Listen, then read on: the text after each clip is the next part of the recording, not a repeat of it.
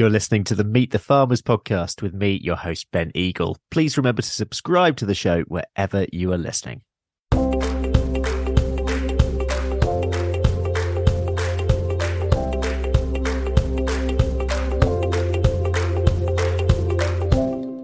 Hello, everyone. I hope you're well, and welcome to this second episode of this mini-series that I'm producing in partnership with the Forestry Commission about trees on farms. And once again, I'm joined by my co-host for this series, Mr. John Burgess, who is a local partnership advisor and woodland resilience officer with the Forestry Commission. John, it's great to see you again. Do you want to sort of introduce this particular episode? So what are we talking about today and who are we joined by? Well, yeah, thanks for inviting me back, Ben. Today, the question is all about how listeners can make money from their trees on their farms. Now, that doesn't have to be just about timber, although we will definitely be talking about that. There are lots of other ways to make your farm woodland profitable. We're joined today by two guests, Jemima Letts from the forestry team at Chatsworth Estate in Derbyshire. Jemima started on the estate as an apprentice, now employed there as a permanent basis.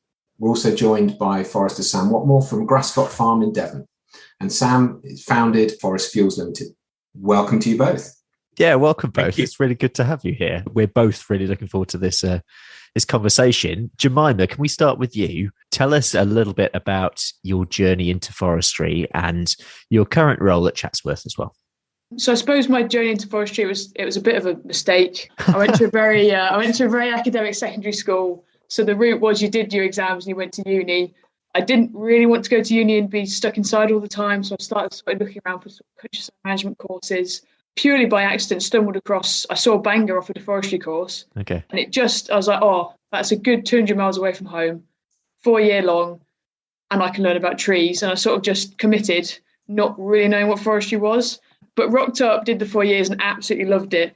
And it turned out I wasn't too bad at it either. So did my degree and learned there's a lot more to forestry than you think.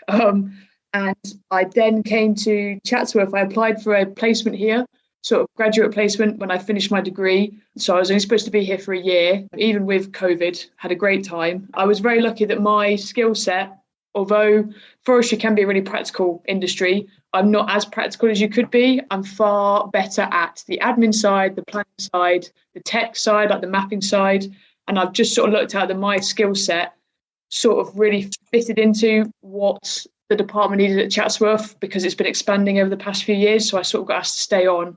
Okay. And I'm now here permanently as their assistant forester. Oh, exciting. Let's carry on with the introductions. Sam, let's go over to you. So you established your 85 hectare forest in Devon nearly 25 years ago now. And it's predominantly Douglas fir with some Sitka spruce, field maple, ash, chestnut and oak. And we'll discuss the detail of your business as we go on. But give us an idea about Grascot Farm and the revenue streams that you've generated from your woodland. Funny enough, I was a Bangor graduate as well. So all right. Good old Bangor producing some foresters of some use. But I worked as a contract forest manager really for private estates and woodlands in Hampshire for about 10 years.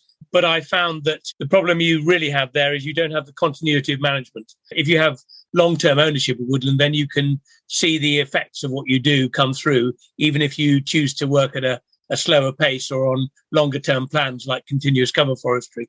So my dream really was always to own my own forest. And then in 1998, the two things really came together. One was that land prices were particularly low at the time, particularly with hindsight, one can see that.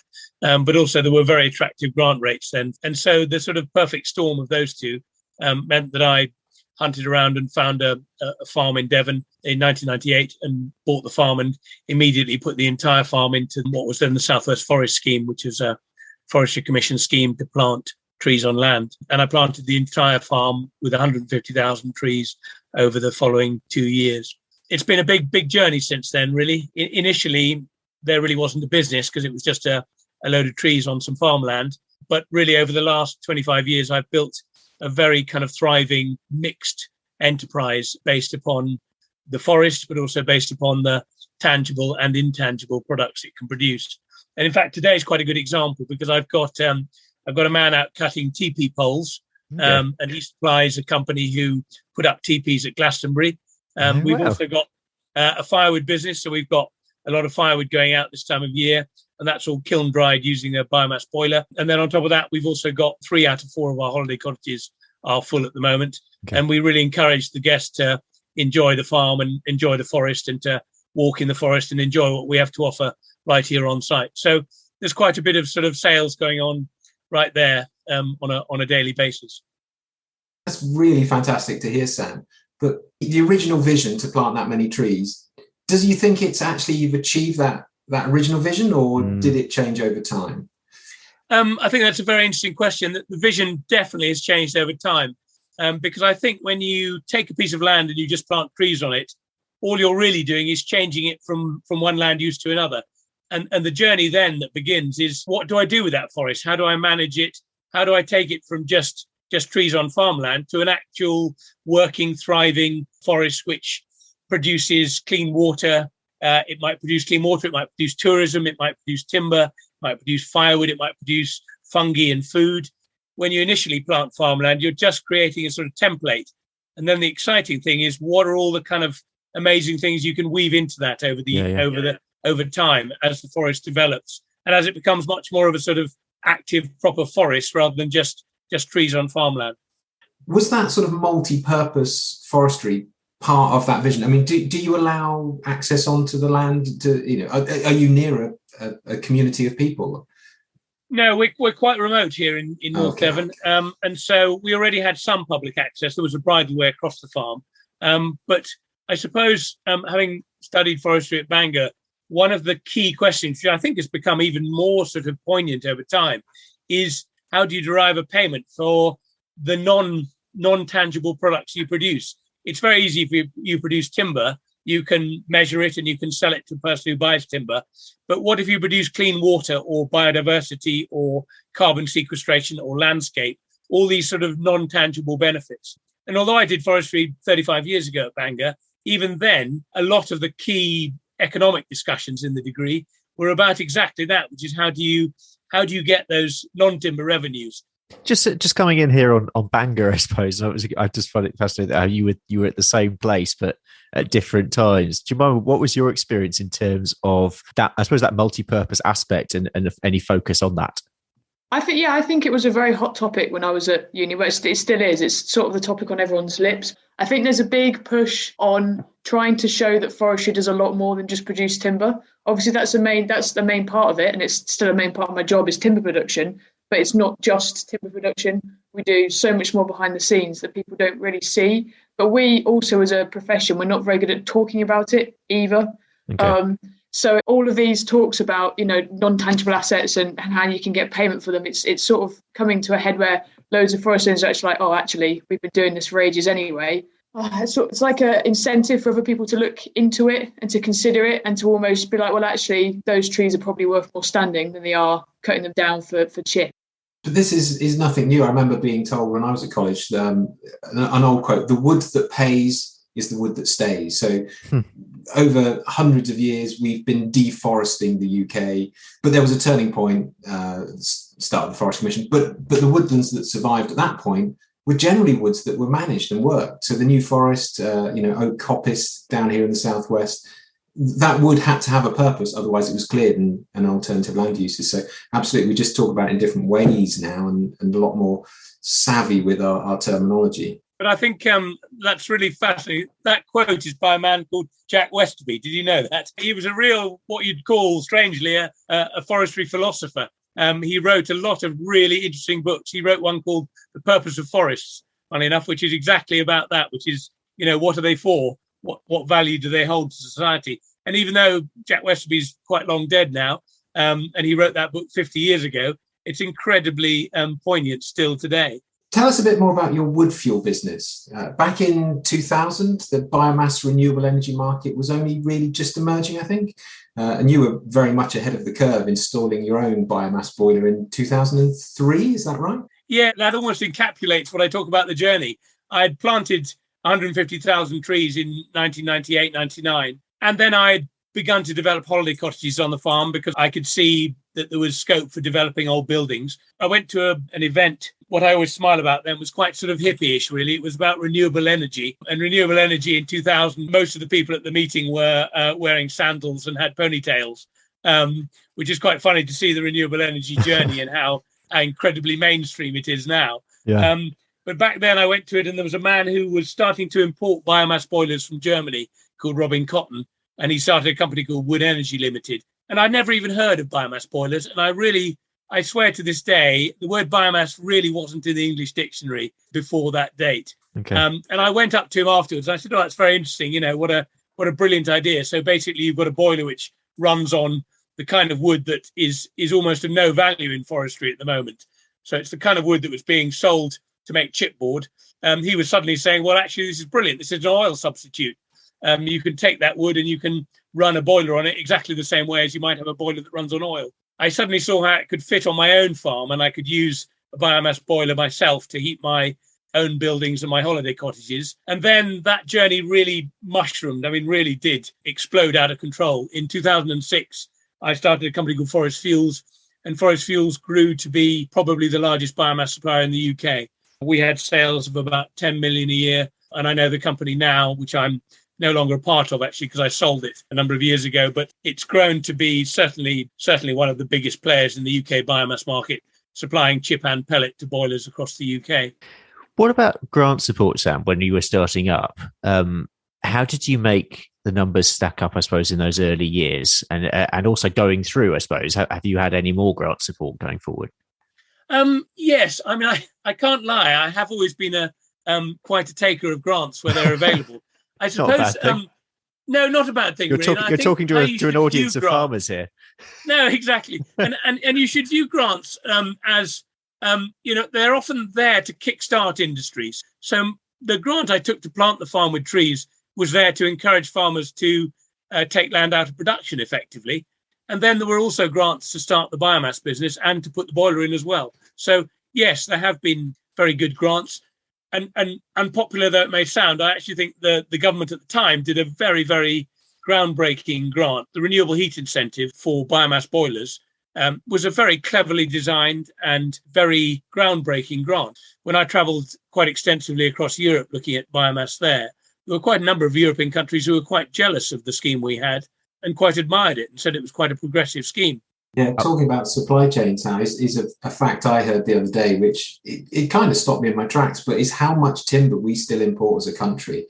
We're only 20% timber secure. We need to grow more timber for whatever the end purpose is.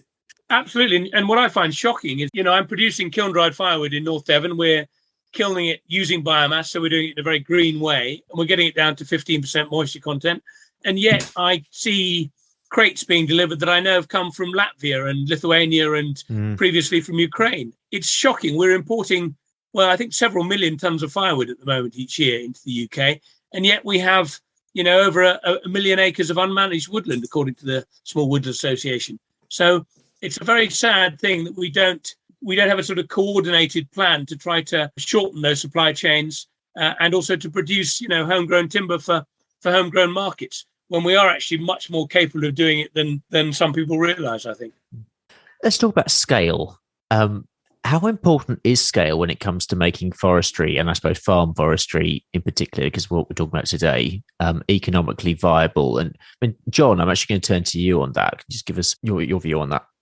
Yeah, there's a number of factors at play there, really, Ben. You can plant just a couple of trees and take the fruit from them, take the timber from them. But really, a forest does work at a larger scale because of the machinery that you need to harvest it. It can be quite specialist bits of kit, a timber trailer to attach to the back of a tractor. Whilst, they're not the most expensive bits of kit, you want to make sure that you're using the money you've spent. But in other terms, it's the forest ecology. It takes scale for the species to use the forest, and that comes from bigger, better, more connected. That was sort of one of the things that came out of the Lawton report a few years ago. So for the economics of running a business, it needs to be large, and for the woodland just to function, to be healthy and resilient. But I wouldn't want to dissuade someone who only wants to plant an acre just to enjoy the landscape that brings. So don't not plant trees just because you've only got a small amount of land. Yeah. Your thoughts on this, Jemima? How does this ring true at Chatsworth? I think it just depends on what your intentions are for the woodland. I mean, we sort of, in forestry terms, our forestry landholding is quite small when you think of the forestry that's up in Scotland. Under our management, we manage quite a lot of sort of farm woodlands as part of that are not excluded from farm tenancies that we're obviously renting out. We obviously we manage all the safety and the timber rights for all the trees on the estate. So we do manage a lot of smaller areas that would have been previously farm woodlands. They're incredible resources, even just the shelter belts and even areas that are wet that you can't really use for any purpose, planting them as sort of riparian corridors with water-loving species. Yep. So I think really it can be economically viable, even if it's just small. Fun enough, going back to the Bangor analogy, when I was at Bangor, I was taught one thing which I remember. I remember some of my things from university, but one key thing I was taught then, which is that sawmills fall into two different scales. Really big scale, very high throughput, very inflexible, producing a limited number of products, but producing it with massive economies of scale. And then there are very small sawmills who are very, very flexible. You go to them and you want a funny length or size of beam, and they're able to do that because they're small and flexible. And I think that same parallel exists in forests, because if you look at big forest enterprises, like down here we have Clinton Estates, we have Duchy of Cornwall, and we have the Forestry Commission, who are the three really big landowners down here. They're producing raw material timber on a very big scale, but they're not geared up to do small fiddly orders at all, whereas I really am. So I get a call for someone wanting 10 cubic meters of wood chip for maybe for gateways because they're doing a wedding or something like that, or for a festival. Or I get a call from a guy who wants a ship's mast, which I've had. Or I get a call from someone who wanted to create a sort of mock-up of Stonehenge using timber. I'm able to respond to those kind of markets because I'm small and flexible. I'm not committed to those big-scale contracts that the Commission or maybe Chatsworth or the bigger landowners are. So I actually think you're not trying to compete on the same terms.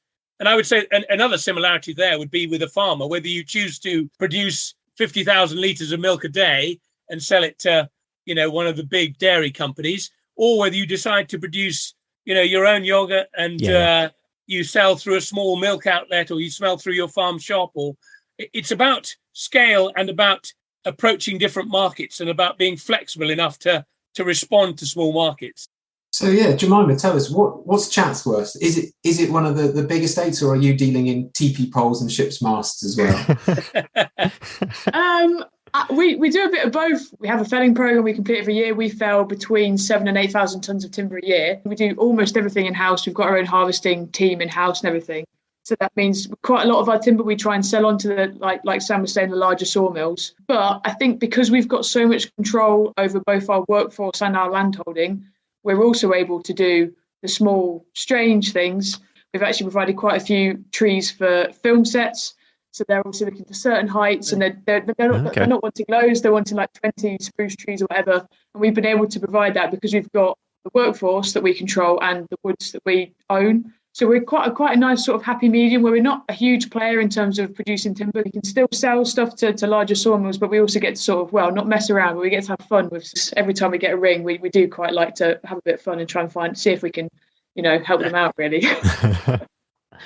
What about carbon credits? I mean, a lot of farmers, or maybe not a lot of farmers, but an increasing number of farmers are starting to engage with this. And I'm interested in to see actually how foresters are engaging in it. How are you earning revenue from carbon credits and planning growth for that income stream at Chatsworth?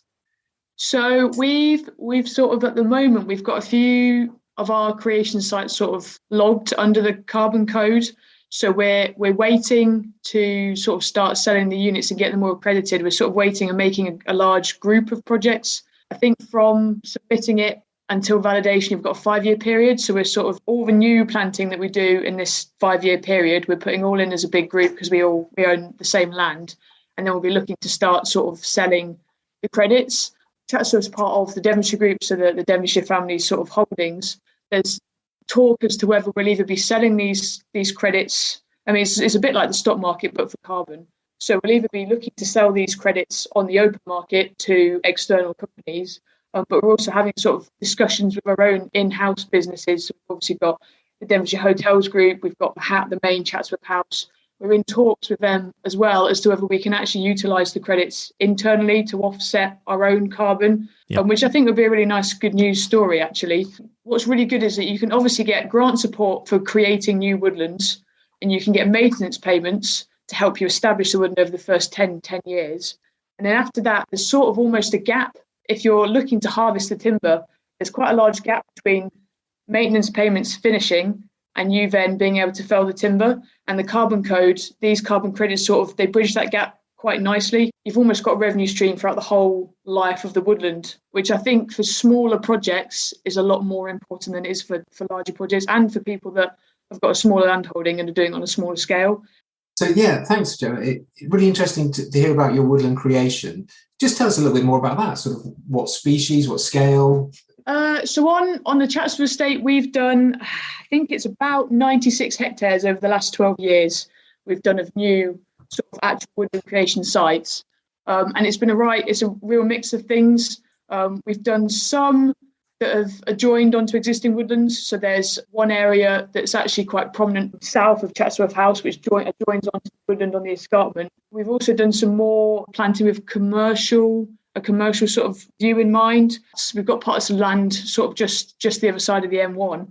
We've planted the right mix, actually. We've got some tight-spaced native broadleaves to try and encourage them to grow up and straight and less branchy. We wanted to try our hand at planting eucalyptus, and we actually did, as part of our new planting site, we planted, I think it was about 12 different species of eucalyptus in different sort of coops just to see which was going to do best for us.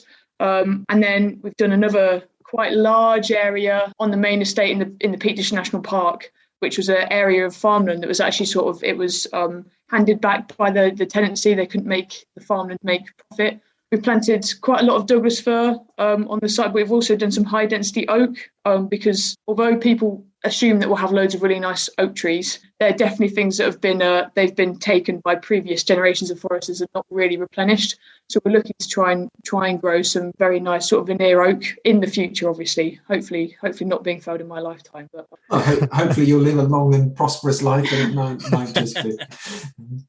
But yeah, no, really, really interesting to hear you talk about the different species choice. And you used a word right at the start there, sort of you planted some productive woodland. And I think that's just something that's worth just exploring a little bit more there. What do you classify as being sort of productive woodland? Because you mentioned the oak then as being, sort of veneer quality, which is productive. So I suppose when I say productive, I'm thinking the strictly timber term of the sense. I suppose on all the sites, we've sort of designed the site based on the landscape and the site characteristics. One of the areas we've got planted with Douglas fir, which I would call productive. It's a productive spacing, so its main purpose is as a timber crop. But we've sort of scalloped the edge. We don't want a hard, straight edge because that's not very natural. And all the wet areas, because there's quite a few sort of brooks running down through the site, we've softened off with riparian corridors, which are planted with wider spaced broadleaves, things like aspen, alder, hazel, willow, etc.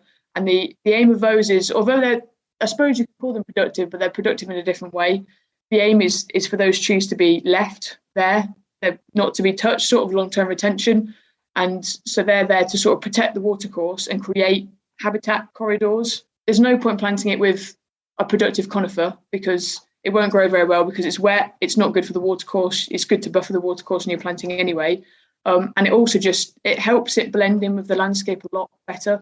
Yeah, that's fantastic. I didn't mean to sort of push you too hard on that, but it's like all the trees are doing something. They're all providing clean air. They're all helping to provide clean water. But yeah, it was just, you just meant in a sort of a monetary way, but yeah. It's great.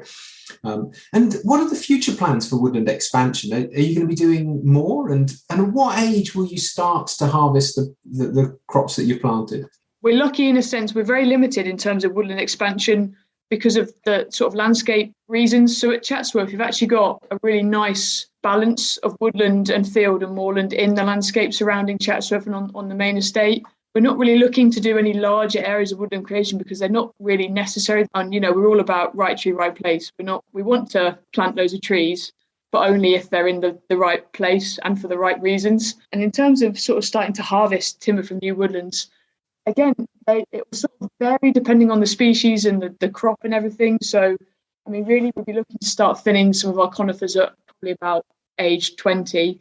But with the eucalyptus, we're sort of looking at that potentially being earlier from what we've seen from other creation sites. So that would be quite exciting. It just depends really. But I suppose first thinnings would be the first time we'd be looking to sort of actively go in and start felling trees. Let's bring this back to farmers.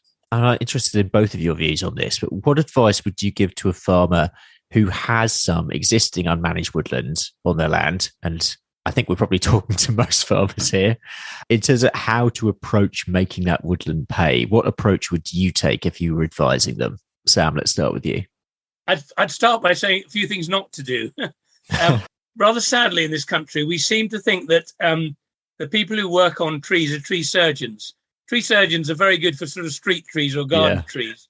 What I find upsetting is when I see woodland, nothing against tree surgeons at all, per se, but what you need really is a small woodland contractor, not a tree surgeon to work in woodlands. And so I think the first bit of advice I would say is find your local contractors. John was saying earlier, about their economies because you want to have things like a farm forwarding trailer. And Jemima's saying what's great about Chatsworth is you've got an in-house labour force. That, I think, can be one of the first stumbling blocks for a small woodland owner who's thinking about managing their woodland, which is that they haven't really got either the skills or the machinery to do it. The thing I'd want to encourage is for farmers to look for local contractors and for local contractors to hopefully be a growing workforce in this country. Woodland ownership has become incredibly fragmented. You've either got the big estates and the Forestry Commission, or you've got very small ownerships. They are on farms. They are people who have bought woodlands through woodlands.co.uk. Their average holdings are probably 6-7 acres. Yep. And the problem with that kind of fragmented ownership is it's incredibly hard to manage those blocks. You aren't going to justify buying any equipment ever. You're probably, if you're just an owner who just wants to own a woodland for the joy and pleasure of owning a woodland, you're not going to know where to go to for those skills, what kind of markets there might be for timber, how you might be able to work with other people. And it's something we've really tried to do locally, is to respond where we get contacts from people who own a small woodland on a farm or who just happen to have bought a 5-acre block of woodland, is to be able to just go in and do a bit of thinning for them. It might be 5 days work. But again, this is where our flexibility lies. I've got a workforce and we've got machinery for working our own woodlands. And so for us, it's very easy to, drop into another local farm woodland and do 5 days thinning and improve their woodland. So I think it's really about looking for the right people to work with, whether it's a local firewood merchant or a local contractor, and see how you can get something going. But I think in the biggest piece of advice would have to be do something. Yeah. The saddest thing is how many woodlands are just left neglected. There you are. Any Devon farmers, get in touch with Sam if you want any advice. Absolutely. Jemima, over to you. Any advice from you to farmers? Well, I sort of echo what Sam's saying. I think it's wise to sort of, if you have some woodland, however big or small, it's almost just take stock. It's really important for you to work out what you want to happen or what your sort of management goals are, whether that's to have an area for biodiversity that you don't really want to touch, or you want to do as little as possible. Even just having a sit down and working out what you think you'd like to achieve, and then approaching someone that knows maybe a bit about woodland management, whether that's a woodland advisor, a contractor, firewood merchant, like Sam was saying, because they'll then be able to advise you on the best way to go about it, and then also provide you with hopefully the skills and the workforce to do that for you. You can definitely make it pay no matter how small your land holding is. We do a lot of work now off estate with smaller landowners because there's a massive hole in the market where you've got your larger forest management companies that are obviously very interested in bigger estates that they can just get their teeth into. And there's not really as many people that are interested in all these really awkward bits of small woodlands that are blocky, and they involve lots of sort of logistics and moving things around, and you have to have quite a lot of specialist equipment. But people like us and like Sam, we do exist, and we quite enjoy the challenge of seeing what we can do. Yeah. But just working at what you want will really help you sort of work out what you want to do moving forwards. I think having clear objectives is a really big thing. I think that's quite a good metaphor for life, Jemima. I'll just jump in on the end of what Jemima was saying there. Yeah, absolutely. In the Forest Commission, we would encourage you to have a management plan, and then you can use that management plan to get a felling license. It's absolutely clear that is a legal requirement for felling trees, and just get in touch with the Forest Commission and we can help you out with that. But yeah, be very clear what you want to do, write a management plan, and then it just helps guide you for the next 5 or 10 years. Yeah, and get a felling license, please. Super. Thanks for clarifying that, John. So with your businesses, how complex have you found the process of expanding your woodland area? We spoke a little bit about this before, especially with profit in mind, but balanced against other objectives such as improving habitat value or indeed other land uses. Jemima? I suppose when it comes to sort of woodland creation, profit forms part of our discussions. But I think we've been sort of, well, I don't know if lucky is the right word, but really the current and the past woodland creation grants that have been on offer have meant that you don't really have to worry about profit to start with anyway. You know, with the grants the way that they are and what's available, when you come to actually planting your woodland, they sort of cover a lot of, if not almost all of the costs of establishing the woodland. You get the money for the trees, you get money for planting the trees, you get money for the tree protection, whether that's tubes, vole guards, deer fencing, and you know, gates into and out of the woodland and everything.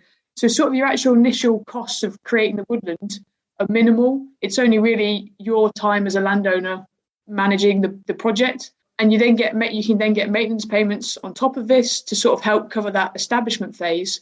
We have thought about the money aspect, but that's almost taken out of the equation to start with, because you get such a full grant is available. So it's meant that we've been able to think more about, well, actually, let's try and plant some different species of eucalyptus and see what happens. Because at the end of the day, if it doesn't go to plan, or we end up just planting some trees that aren't great, it doesn't matter quite so much. We're not sort of really out of pocket. We'll just have an area that hasn't quite gone to plan. I think really money-wise, there's not really much to worry about. Sam, not much to worry about.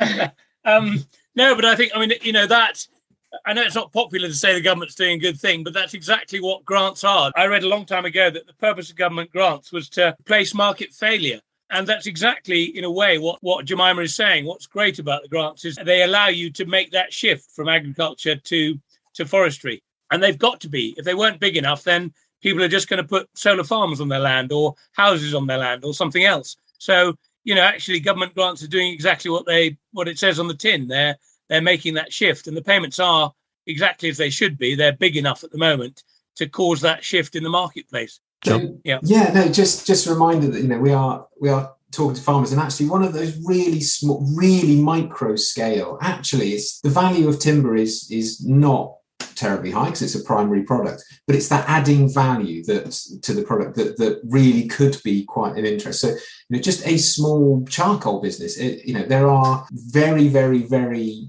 rudimentary technology that allows you to turn your raw material, your first thinning, small diameter bits of wood, bits of scrub, you put it through a charcoal kiln. That doesn't take much doing really. And suddenly you've got, a high value product that you can sell to, a passing tourist at the farm gates, as long with the farm eggs and a little bit of crop at a much, much higher value. So at the micro scale, actually it is possible to make profit from timber. And timber is the oldest sustainable resource that we have. Use of timber predates agriculture. There's always been a return on investment for timber. Sometimes it's higher than others. Now we've got particularly good timber value. 20 years ago, it sort of went through a little bit of the doldrums. But yeah, people do make money from timber. You cut down a tree and magically it grows back and you can cut it down again. It's no one's yet managed to come up with a better magic trick than that. Yeah, I think that's a great point, John. I mean, just before we go, and we are obviously focused on the monetary element today, but one important question that listeners might be thinking about is tree selection. And we spoke about this in the last episode, and we'll already speak in the next one as well. But when it comes to climate resilience, also soil resilience, your role in the Forestry Commission is to advise people on this very thing, future climate resilience. And I know that you just want to say something here about species choice. Yeah, absolutely. We're very, very mindful that a tree has a long life. Whatever we plant today could still be here in 100 years' time. before it reaches the end of its rotation, an oak will be growing for 120, 140 years before it reaches its full cycle of age. So we have to be mindful of what the climate is going to be like in 30, 50, 60, 70 years' time. If we plant species, just rely on that same suite of species that we've used for the last couple of 100 years, we might find that tree is really struggling through the change in water, the increase in wind speed, sustained droughts that we're likely to have. So it's really important. We would urge people to put a few moments thought into species choice. Now, it was really kind of interesting to hear Gemma talking about eucalyptus earlier. That is, not a species that we're generally very familiar with in this country. People have quite rightly, kind of concerns about introducing something new, but we're not bringing this every single tree from Australia full of pests and diseases. We're taking cuttings and seed from UK trees and planting them around here. So, that sort of pest and disease angle, I think is overplayed to a certain extent if we are very, very careful about the biosecurity of these trees. But yeah, it's choosing a tree that is right for the soils, that is right for the climate that you have today, but will also be thriving in 50, 60, 70 years' time and still productive.